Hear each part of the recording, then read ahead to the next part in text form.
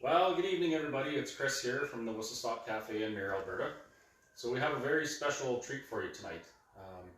As I said a little while ago, our organization, WS Full Steam Ahead, is committed to bringing you credible information in an effort to expose what's going on right now and, you know, hopefully help change things for the better. So this couple reached out to us a few days ago, and they have a story about their experience with COVID, with the ICU, and how he recovered. So we just wanted to invite them to share their story with you, so that you can have it right from their mouths. So I guess we'll start with, who are you? So I'm Lisa Vanderquack. And I'm David Vanderquack. Okay, and so David, I understand that you had a pretty bad bout with COVID back in August. I did. Around August 11th, I came down with COVID and I stayed home for about a week and a half just trying to shake it. And I got to a point where it was difficult to breathe. And so we went to the emergency ward in Leduc, and from there they treated me and whisked me off right away to University Hospital. And I was admitted to the COVID ward there and put under care and treatment of the doctors there. Okay, so before we go any further, I'm actually compelled by court to say something before I talk about anything that goes against AHS's protocol or the Alberta government's views and opinion on COVID. So the views and opinions I express regarding COVID-19 treatment and management are completely contrary to AHS's protocol, and they go against the Alberta government's mandate for dealing with this disease. It also goes against, or pardon me, their views and protocols for COVID also go against some doctors and how they feel it should be dealt with. But that's a conversation for another time. The science tells us, the science that AHS cites tells us, the only way to effectively manage this situation is through vaccines, social distancing, hand sanitizing, and restricting businesses out of business. So I definitely don't agree, and there's a growing number of us that don't.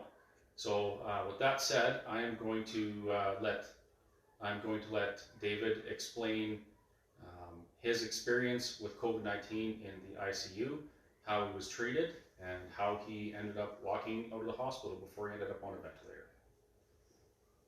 So the first night I was there, first of all, I want to say that the care I received in the hospital from the nurses and the employees there was just, man, it was top notch. It was really good. They really respected me and treated me well.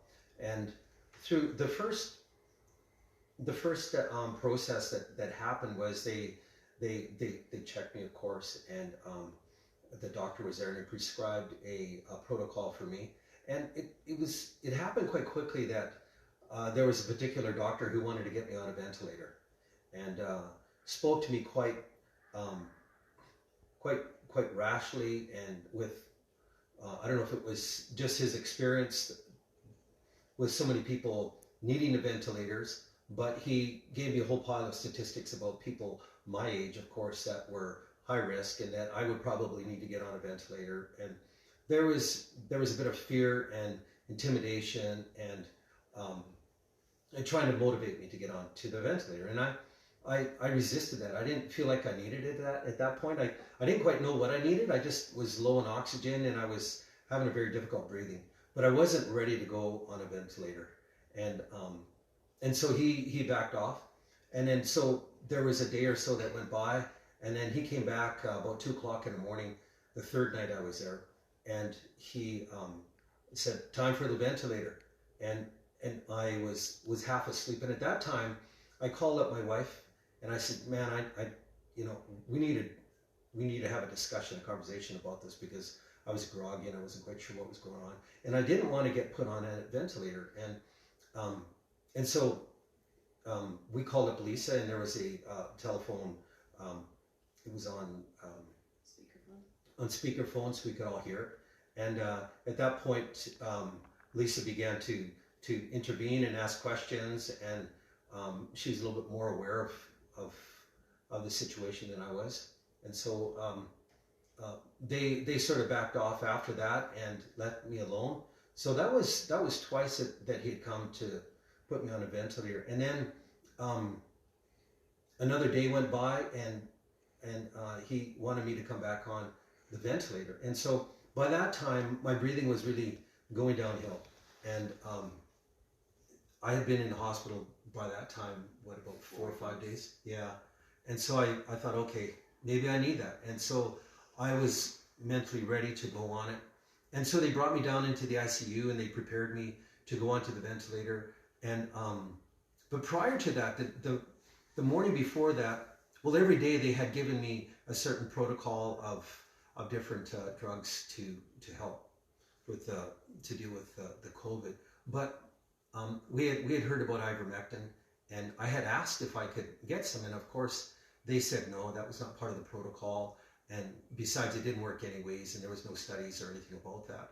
And so they tried to completely discredit what was already out there and existing in other countries, and with the ivermectin.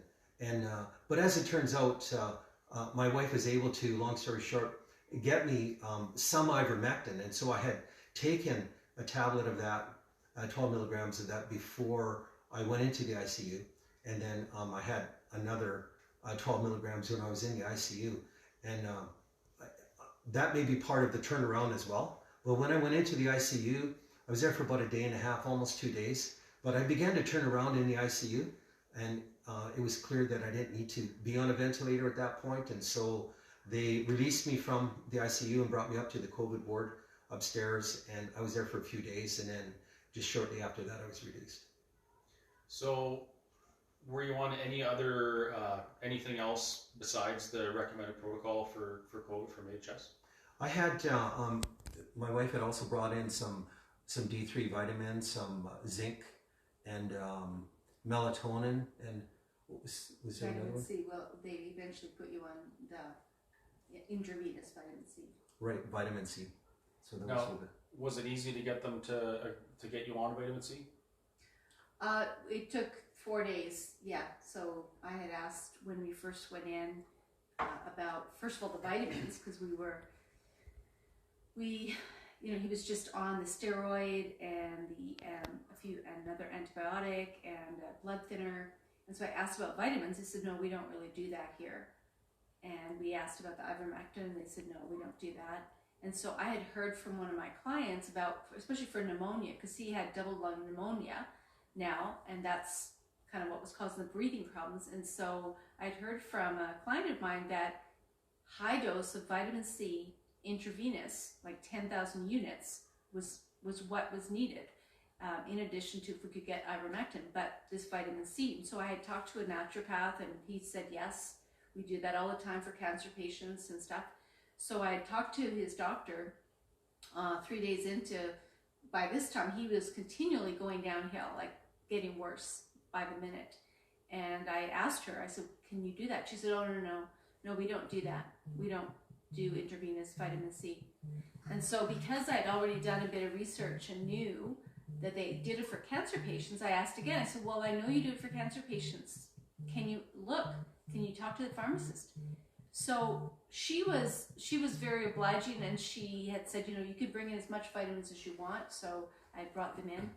And then the next day she had the pharmacist call me, and I had been asking for like 10. So this is like 4 days now he's in the hospital. It took from day 1 or 2 for me asking, because I was on the phone every day talking to them, trying to figure out what was going on, what they're giving him. I got a list of all the medications because I'd heard about some of the horror stories in the States of some of the medications, so I wanted to make sure that he wasn't on those. So I'm assuming you're probably talking about remdesivir? Remdesivir, right. Yeah. So what I did discover, though, is that one of the ones, the steroids that they gave him was actually suppressing his immune system. Hence the antibiotics. Right, and so I was concerned that, okay, if they're not giving him anything to boost his immune system, that he doesn't have anything to work with, right? I mean, I'm not a doctor, but Well, he would have been getting vitamins from the food he was getting, though. No. No, not hospital food, no. No. I mean, he'd already lost like 22 pounds in 10 days, so he was already really weak. And so, so anyway, she eventually said, yeah, we can give him 1,000 units. And at that moment, I really felt, you know, as a, through prayer, and we had a group of people praying, I really felt like it was like, this is a start. And there was like the loaves and the fish, when you read about in scripture where Jesus multiplied the loaves and the fish. I felt like, okay, give him 1,000 units, start with that. And they put him on 1,000 units of the vitamin C. Well, the next day, I had someone call me and say I had some ivermectin, because at that point I put a call out. Anybody know where I can get some ivermectin? So why did you do that? Why were you looking for ivermectin? Because we had learned before about ivermectin, and now I was doing more research, and I thought, okay, it's really late in the game. He's at critical condition, and I knew ivermectin was more used for the early stages, but I felt like, you know what, let's do it. I'd done some research with the frontline doctors in the States, frontline COVID care, and the other thing is I had heard early on in the game in the pandemic, about a year before that, there were a bunch of doctors on who were testifying in the States. They went before the Senate, I believe, and said that they had been successfully treating Dr. Peter McCullough was one of them. Patients, right? And I think Pierre Corey was one of them. And they were successfully treating patients who were coming to the clinic and helping them with ivermectin. That they had a high percentage of success rate, preventing them even going into the hospital or anything. So I thought, okay, there's something about this, but it kind of got squashed and weren't allowed to be talked about. So I did some research and I said, okay. And then I saw about India, how it had happened in India, how they were successfully giving all the residents a little package with ivermectin. So I thought, okay, it's worth a try. I mean, he's getting worse. He's critical. I really felt like he was going downhill, and they were putting him on a track to go on the ventilator. And I thought, no way. And if he goes there, it's like game over. So I was just, day by day asking for wisdom from God. Say, God, what do we need to do here? I get this phone call. They said, I've got 24 milligrams of ivermectin. Do you want it? I said, yes. Again, it's ivermectin is supposed to be administered by weight. Definitely not what he, very much lower than what he needed. But I felt like let's start him on it. And at this point, AHS or the hospital had banned me from going in to see him. I only went to see him twice, and because they said, well, you need to go home and quarantine because you've been exposed to him. And I mean, the other part of the story is that I had COVID before him. I didn't get tested. I got through it. I knew that, I wasn't contagious. So your husband was possibly dying in the hospital. Yes. And you were being refused access to him because you were unvaccinated. Well, there's a few things. That was mentioned, that I was unvaccinated, but also the fact that they couldn't prove that I had COVID and that I needed to go home and quarantine. And so there was a bit of a battle there in terms of me telling them that I'm not contagious, because they thought, well, you're exposed to him, you need to go home and quarantine for 14 days. But I knew that I could not, he's a strong guy, but if you're in that place where you're just, every breath, you are just focused on keeping alive, and because of this pressure he was getting to go on a ventilator every day, this suggestion was coming at him, this doctor, I thought, okay, no, he needs support. I cannot just let him go through this alone. And so I was fighting for that, and so I did. I went out and got an antibody test. I didn't went out and got it, just was one of those little miracles along the way to prove to them that I know that I had the antibodies, that I'm not contagious. So we get that fax to the hospital. At this point, they're prepping him to go into ICU. He's now 5 days into hospital, going downhill, prepping him. I wasn't allowed in the hospital at that point, so I managed to get him the ivermectin. He took 2 doses, one dose, sorry, that morning, and then that evening I get an antibody test, get it faxed to the ICU to prove that I was no longer contagious. They set him in the ICU, and then the next morning he took another dose of ivermectin. I kept phoning the hospital every day and say, okay, did you get it? And the nurse would say, you know, there's different shift changes, right? So now you're having to retell them. They didn't put it on his file. Mm-hmm. This was the frustrating thing. They didn't put on his file. Okay, because the doctor who had requisitioned the antibody test phoned, made sure they had it in their hands. They said, yes, we have it. So then when I phoned, I said, okay, can I come in and see him?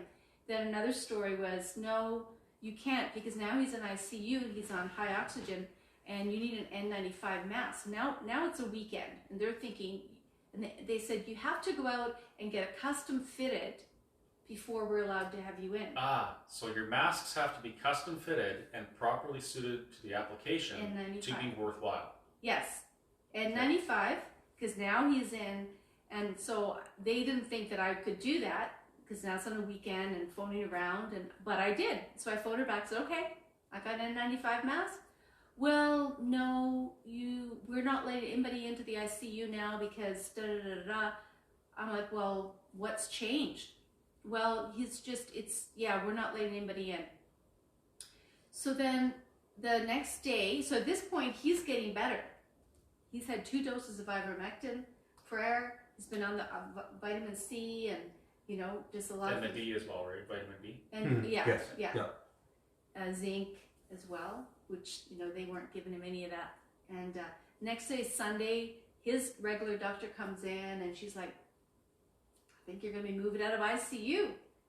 And so I talk to the doctor, and I said, can I come in? She said, well, actually, Saturday night, AHS just made this rule because they're having a breakout in the hospital, and they think that there's people bringing in COVID from outside, the visitors, so they're not letting any visitors in the hospital at all.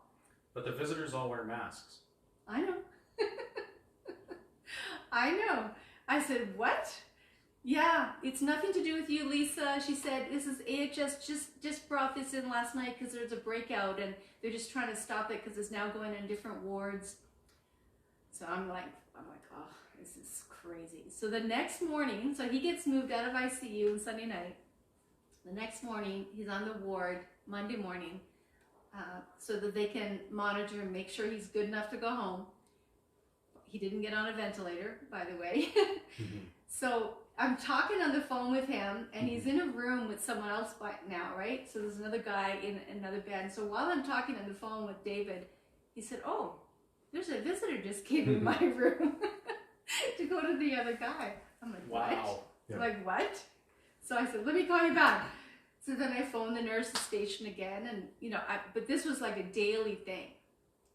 So she said, well, no, well, you can't because you're supposed to be quarantining. And I go through the whole rigmarole again. Nothing. I said, you need to call, it's already been faxed, da-da-da-da. It wasn't on the file. So I go back and forth phone calls with these people. And, you know, they excuse after excuse. Say, you need to get, and I said, I don't need to be quarantined. I have an antibody test to prove it, da-da-da-da. And then she said, well, yeah, but you need to, so the last thing she said, well, now the unit manager says that you need to have a negative COVID test. And then I got mad. I'm like, no, I'm not doing it. No, you have proof. I'm not doing it. And so then I said, you know what? I said this to the unit manager. Because at that point, I'm like, I knew you were trying to prevent me from getting to see him for no reason. I said, you know what? Why don't you put that in writing? Why you are not allowing me to come in to see my husband, even though you have proof that I don't have COVID and that I have the antibody. I want you to put that in writing because I need to bring it to my lawyer. So she said, well, I said, I have the proof. You need to get it and you need to let me see him. So she said, well, let me call you back. And so then 15 minutes later, I get a phone call. Okay, you can come in and see him now. It's funny, whenever we mention the word lawyer with AHS, they tend to change their tune. Yeah. But this all, I believe, you know, part of it was because along the way they found out that we weren't vaccinated. Because that was something that one of the doctors had said about made a comment, and she said, well, there's different rules for the unvaccinated. And so for the unvaccinated. For those who choose not to be vaccinated. Were you asked if you were vaccinated when you first were admitted? Yeah. I was asked probably about 4 times by 4 different doctors. They all wanted to know. I wonder why they would ask that if you're in the hospital with bad COVID. If they're wondering if you've been vaccinated. You're fighting for your life. And asked, I mean, one of them even asked, well, why are you not? And what is your reason for not? Yeah. And then at the end too, when I was, just before I was being discharged, they wanted to know if I wanted to be vaccinated. And the guy in the bed beside me said, yeah, I want to be vaccinated. And I thought, no, now I have the natural antibodies to this. I've got the real overcoming of this, this virus. And they know that because they asked Lisa to get an antibody test to prove that she wasn't at risk or a risk. That's right. And that's something that I have a huge problem with. So I want to get this out. I do believe COVID is real. I do believe that it can be dangerous for some. I don't believe that the only way out of this is to shut down society, turn people against each other, and perform experimental vaccinations on everybody and force them to. I don't believe that at all. It seems to me that there's more and more evidence every day that we have tools to deal with this. Other countries are using ivermectin. Why can't we? Yeah. All our lives we're told, eat your vegetables, take your vitamins, be healthy. But then when we're getting sick, or when lots of people are getting sick, instead of saying to Albertans, we're in cold and flu season, protect your health, take your vitamin D, because as Canadians, we don't get enough in the fall. Yeah. Take your vitamin C. Zinc has been shown to be effective at reducing COVID symptoms. Take your aspirin if you're getting a little older and you're at risk for blood clots and heart disease.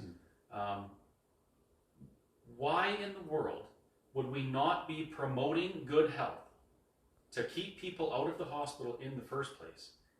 Instead, we let people get to the point where you could barely breathe and you had to go to the hospital.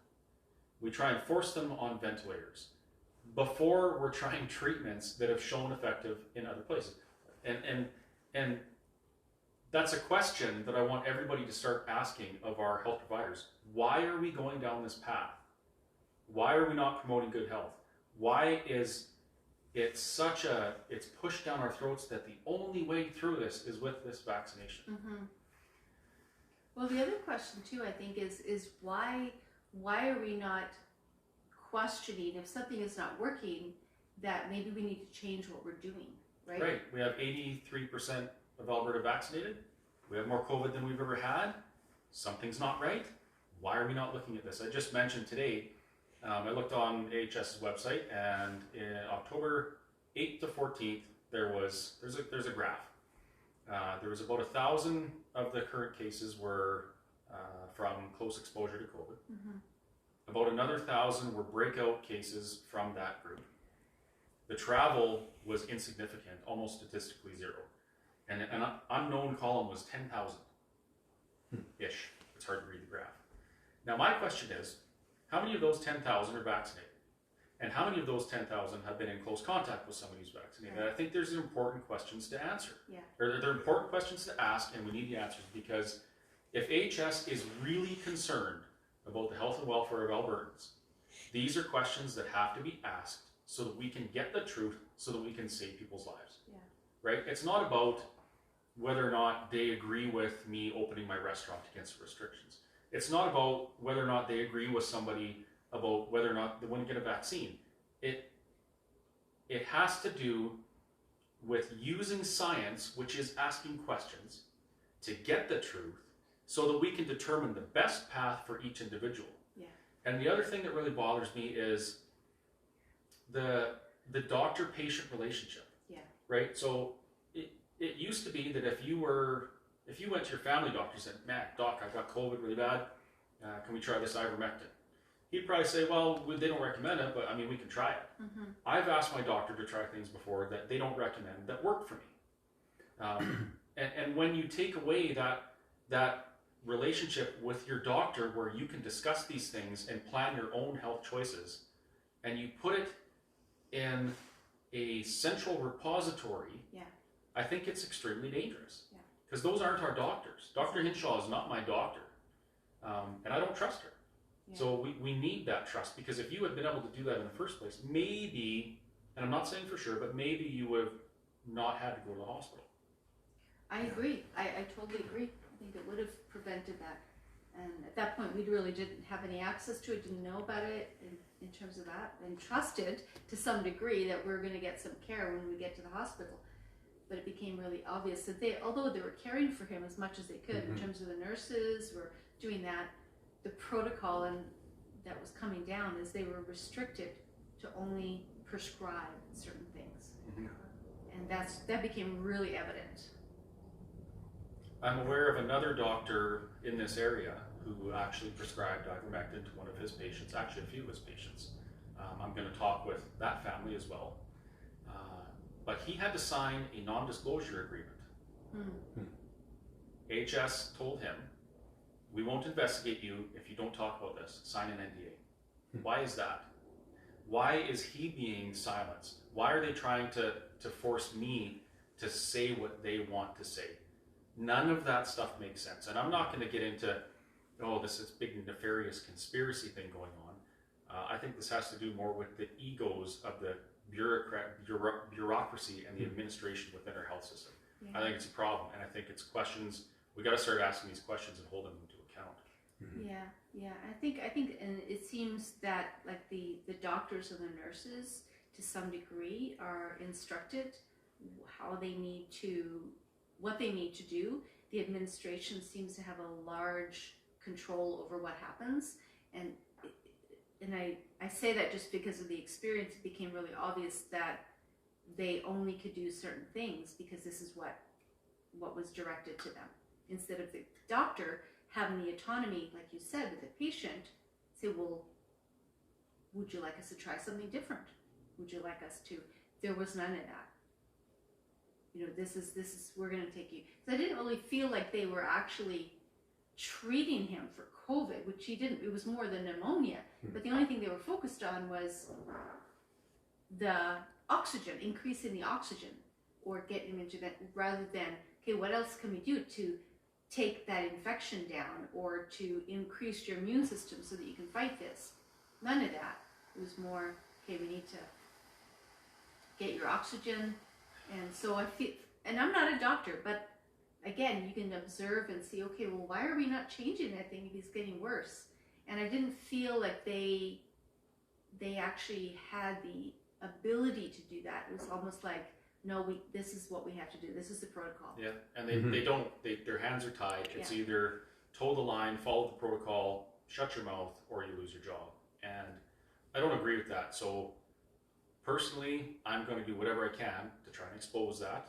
I want to do what I can to encourage doctors who want to treat their patients to stand up and speak out, because the more of them that do it, the better off we're all going to be. And it doesn't matter if people, they hate me and they want to destroy me because of what I've been doing, or they love me and they support me for what I'm doing. That's insignificant. What's significant is we need to untie our doctors' hands and let them do the job they signed up for. Yeah. They didn't sign up to be to follow a list on a wall of the only things they could do.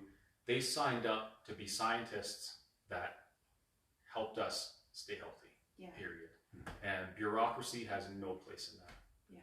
So how are you feeling now? I've been out of hospital about just a little longer than 6 weeks, and been exercising a lot and working the lungs out.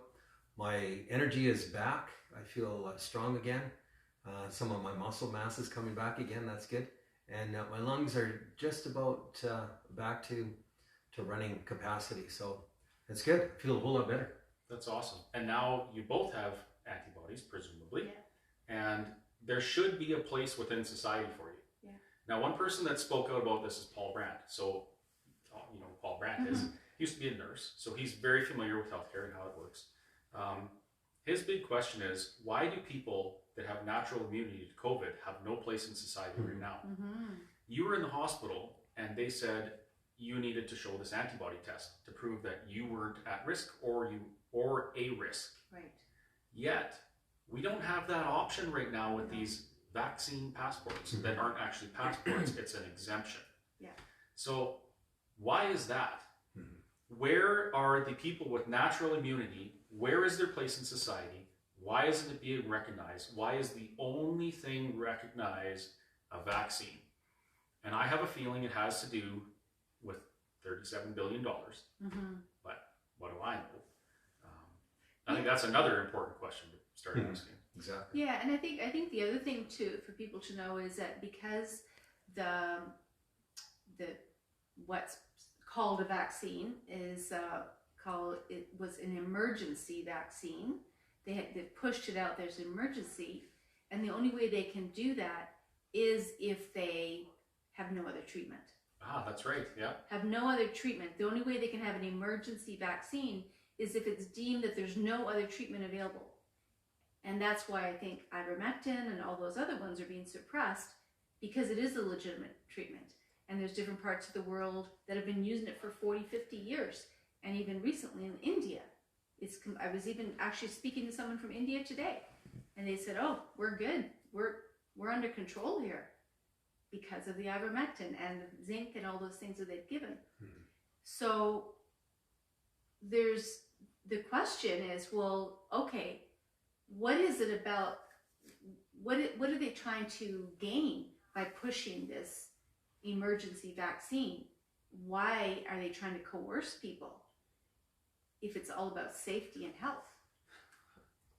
I'm going to try and not think out there too much, and I'm going to say it probably has to do with money. Right? Ivermectin is not, the patent's expired, it doesn't make anybody money. Also, it's not listed on the label for that use. However, your doctor can actually prescribe you whatever he wants. Yes. Off-label to treat whatever. Doctors prescribed aspirin back in the day, off-label for heart disease, to prevent heart attacks. Yeah. And some other doctors told them they're crazy, that's off-label, why would you do that? Well, because it works. Yeah. Right? Off-label drugs are used to treat things all the time, all over the world, and never before, at least what I've seen, has a doctor ever been prevented from using an effective drug off-label. In this case, it's very sad that people can't get past the fact that it's also used on horses. Yeah. No, it is not just a horse medicine. No. There is a human and an animal form of the drug. Even so, our basic physiology is very similar. So it does the same job. And yeah, I don't know. It was actually developed for humans first. Yep. Ivermectin was developed for human. Won a Nobel Prize. Yeah. Changed millions of lives, billions maybe, I don't know. Yeah. I don't know if you know this, but you probably heard the NIH site actually lists ivermectin number two as a treatment for COVID. Yep. So it is recognized as a treatment for COVID. It's just not being made known. The doctors are not told that.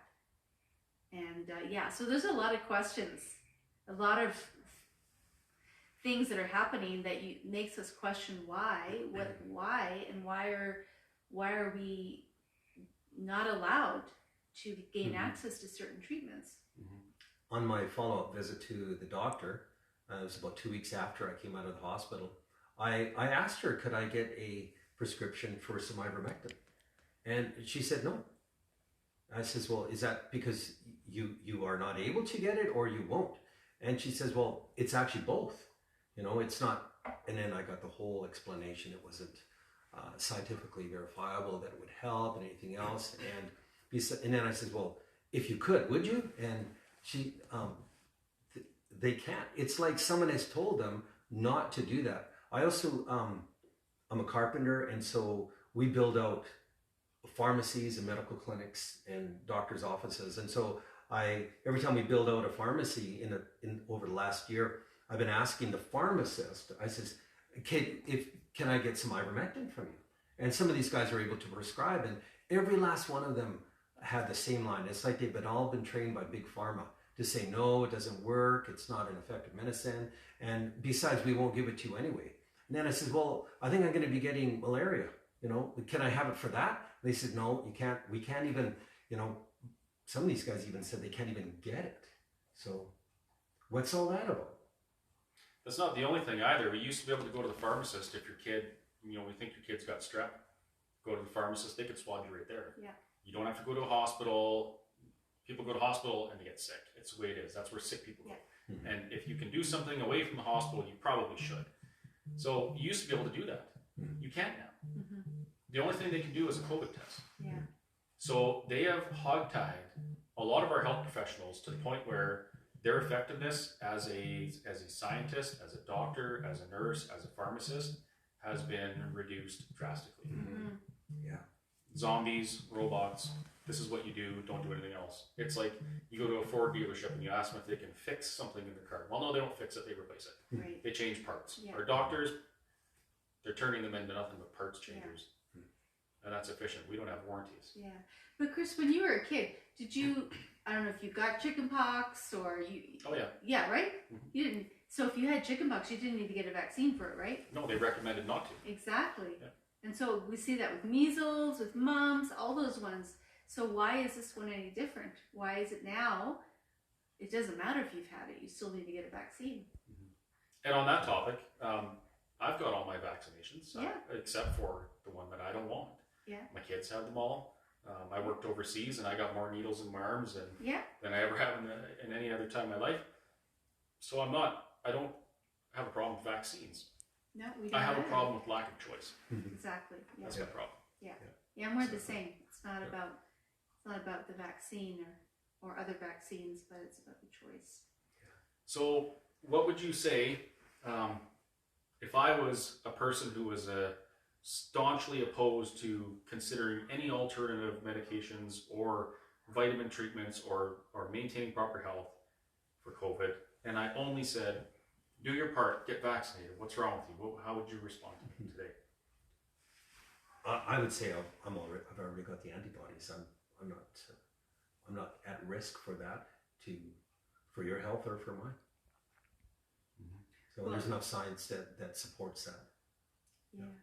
And if you want to talk about the science shows us that it actually doesn't protect you. It doesn't keep you from getting COVID. People who have the injections now are getting COVID and some of them are having adverse effects and dying. I heard today there's actually more people have died than have actually died of the injection than have died of COVID. That's interesting. I'll have to look into that one. And so, yeah, don't quote me on that. I heard that out there said, but I would say, because I've got the antibodies as well, what will it do any more for me than that? And the fact is that you can still get COVID if you are injected. So it's really doesn't do me any good. Well, I can tell you one thing it will do good for you. What's that? You'll know that you've done your part in putting another $40 in Pfizer's pocket. Well, this is the narrative that's out there, is that being responsible. But the logic breaks down. You think, well, if you have a vaccination, if you feel that this is going to protect you and also for the person around you, then you shouldn't be concerned about other people. If you're vaccinated and you're around people who are not vaccinated, then you're protected. Or if you're wearing a mask, you're protected if you believe that. So why is there so much fuss around getting other people to get the jab if you are safe? So if we talk about science, it doesn't add up. If you look at it scientifically, and so for me, the information doesn't give me enough confidence that, first of all, that it works and that I need it, or that there's been enough actual testing and trials. I mean, years ago, they wouldn't put a vaccine on the market until it was years of testing. Not human testing either. Years of testing before they put it out there. And they would be constantly monitoring when they did put it into humans, whether or not it would be having adverse effects. And immediately, if there was, they would stop it. That's not happening with this one. And so that's of great concern to me.